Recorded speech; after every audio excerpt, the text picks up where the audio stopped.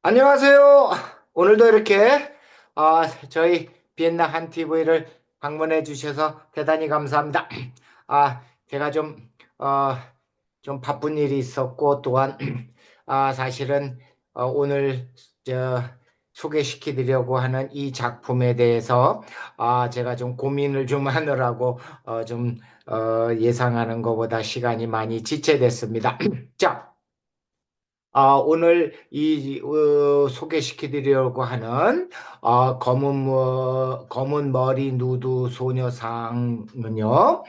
아, 사실은 이제 많으신 분들이 이 에곤 슐러에 대해서 좀 편협적인 생각을 많이 가지고 계시는 분들이 의외로다가 많은 것 같아요.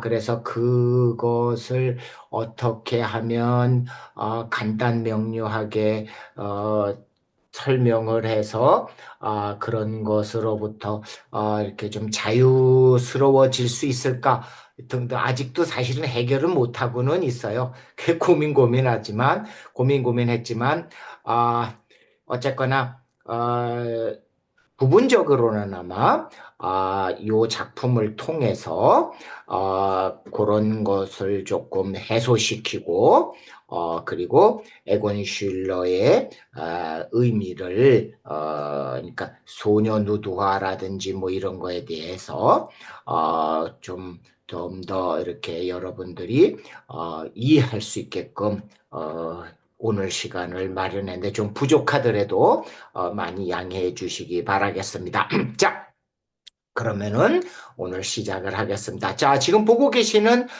이 작품은요, 아, 이 에곤 슐러는 남성들이나 혹은 소년들을 모델로 하여 스케치한 스케치에서는 관능적이거나 혹은 어떤 성적 자극을 주는 묘사는 아무런 의미가 없는 반면에 아, 이 소녀들의 누드화에서는 이 남성들보다 신체 묘사를 완벽하게 묘사하는 경우가 아주 드물어요. 그러니까 남성들이나 소녀들을 모델로 해서 그리는 스케치에서는 아주 묘사를 아주 정밀하게 하는 반면에 여성 특히 소녀 누드화에서는 완벽하게 묘사하는 경우가 아주 드물다라는 뜻입니다. 그리고 간혹 이제 자위하는 모습의 작품에서는 본인 자신을 묘사하고 있는 것이지 어떤 모델을 사용하여서 묘사하고 있는 것은 아니에요. 그런데 이 어린 소녀들에 대해서는 자유행위를 연출시키고 있다는 점이 약간의 좀 차이가 있습니다.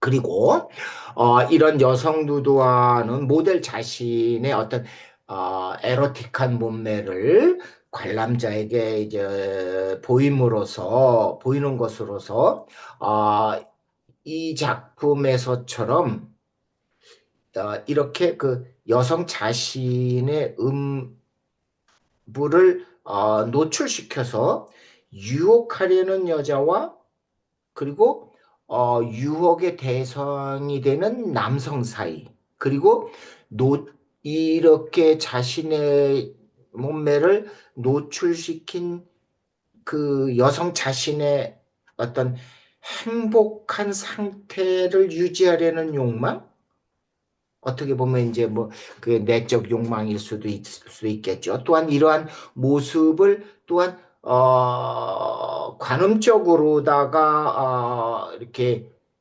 즐겨보는 남성들 사이에 관점을 단정적으로 무엇이다라고 이렇게 말하는 일치된 견해는 오늘날까지 정확하게 설명하기가 되게 어렵다라는 점이에요. 그리고 그래서 예술 작품에서 나타나는 신체 각 부분에 대한 어떤 정확한 묘사는 일종의 어떤 잠재의식적 표명이라고도 할 수 있다라는 점입니다.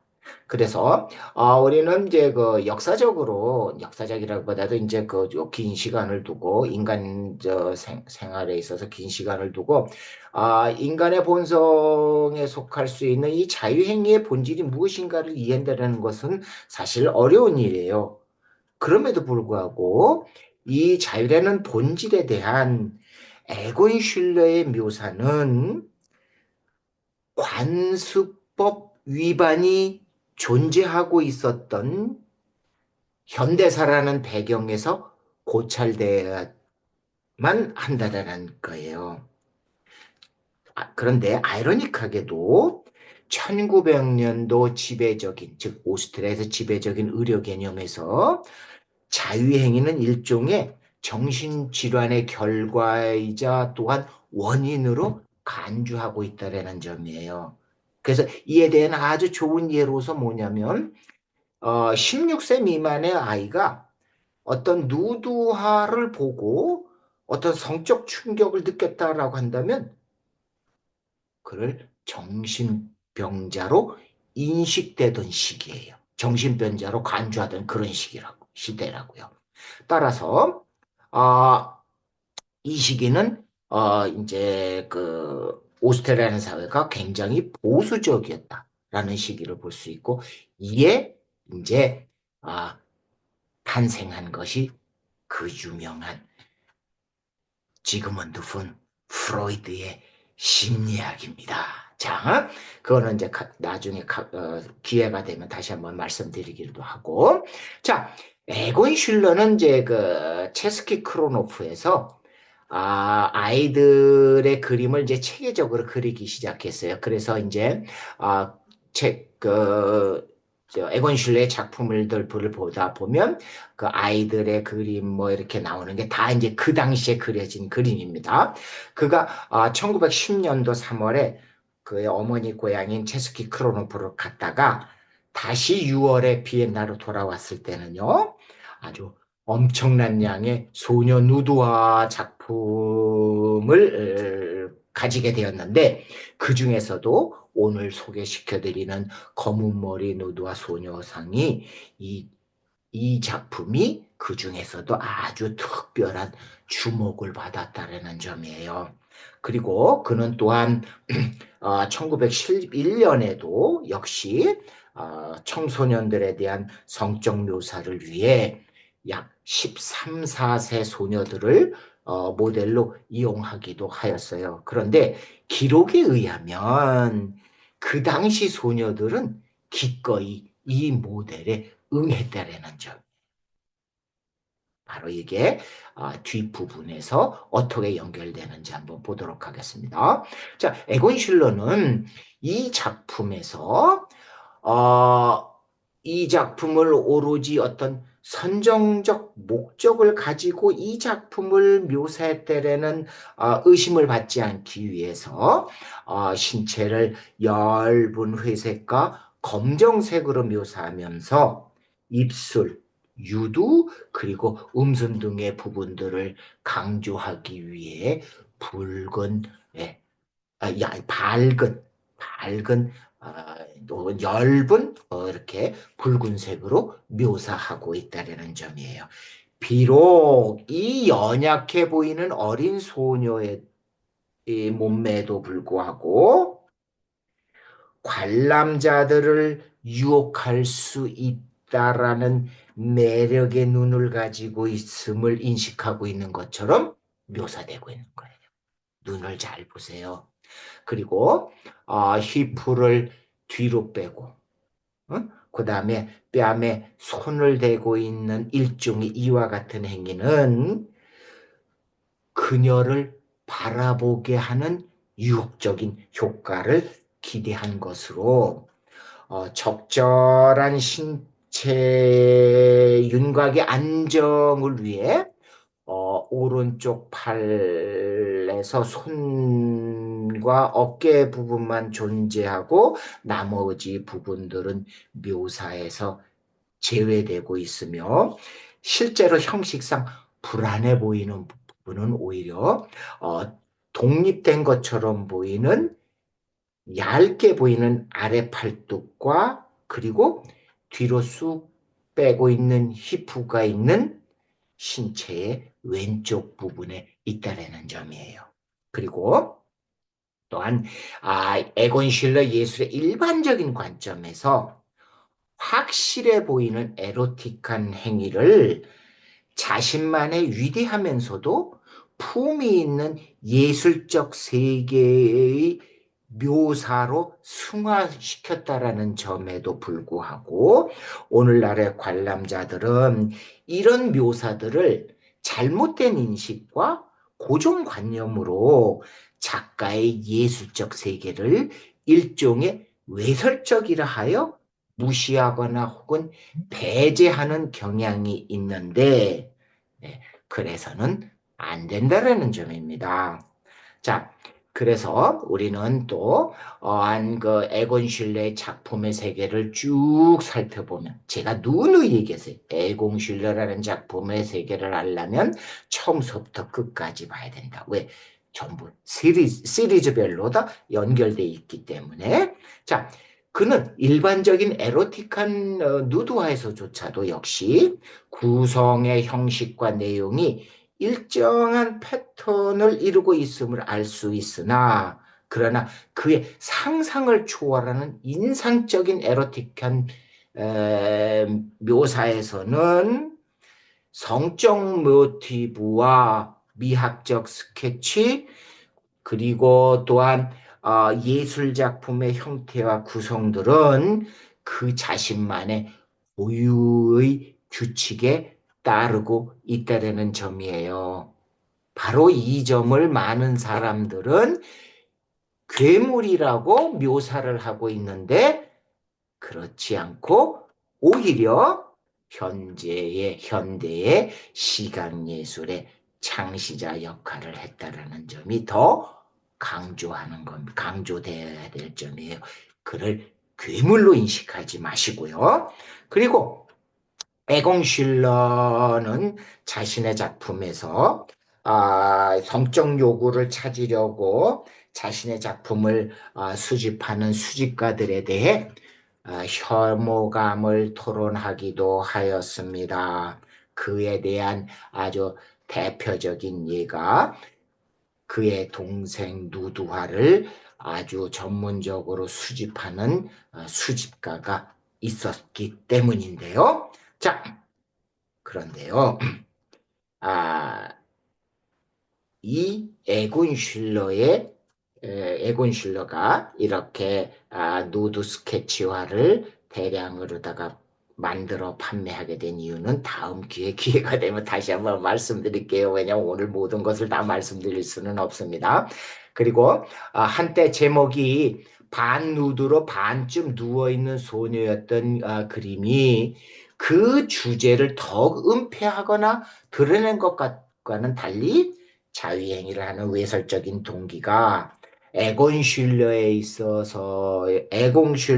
이르러서야 풍자나 에로티카의 범주를 넘어서는 새로운 회화적 대상으로 자리 잡게 되었는데 이는 새로운 형식으로 그림 에로티즘이 비록 은밀하게나마 전면적으로 어떤 영향을 미친 덕분이라고도 할 수가 있다라는 점이에요. 그러나 실제로 다양하게 존재하고 있는 외설적인 것은 어떤 성적으로 자극을 주는 음부에 대한 묘사에 있는 것이 아니고 오히려 어린이들 자신 스스로가 자신의 신체를 노출시키려 하지 않는 데 있다라는 점이에요. 음? 그리고 에곤 슐러의 후견이면서 그의 작품을 판매해준 르슬러라는 사람은 에곤 슐러의 이 어린이 그림에 대한 그의 설명과 함께 해석의 가이드라인을 제공하고 있는데요.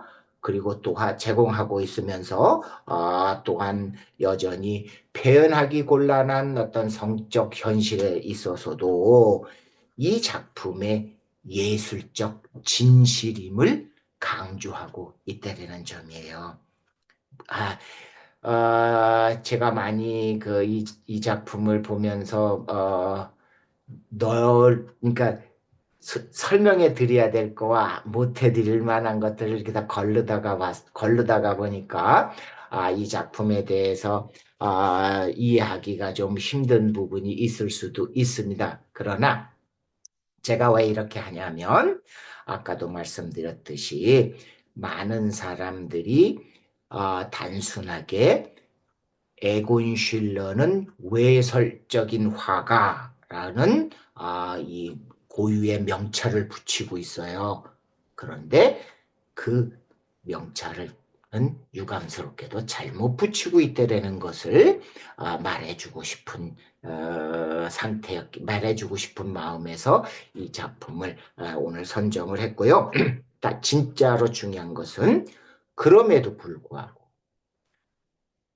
예술적 진실이라는 것을 여러분들에게 다시 한번 강조하고 싶습니다. 네, 외설적인 것이 아니에요. 네? 자, 그러면 다음 시간에도 역시 다른 작품을 가지고 여러분들을 찾아뵙도록 하겠습니다.